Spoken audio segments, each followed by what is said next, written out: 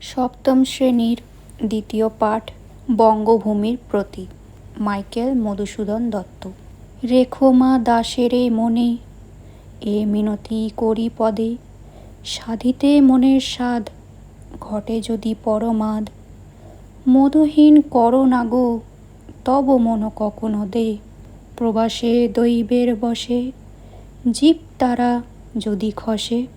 এ দেহ আকাশ হতে, নাহি খেদ তাহে, জন্মিলে মরিতে হবে, অমর কে কোথা কবে। চিরস্থির কবে নীর, হায় রে জীবন নদে, কিন্তু যদি রাখো মনে, নাহি মা ডরি সমনে।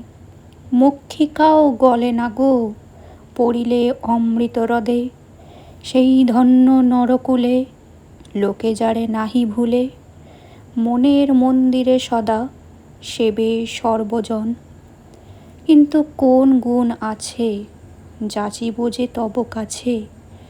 হেন অমরতা আমি, কহ গো শ্যামা জন্ম দে, তবে যদি দয়া করো, ভুল দোষ গুণ ধরো, অমর করিয়া বর।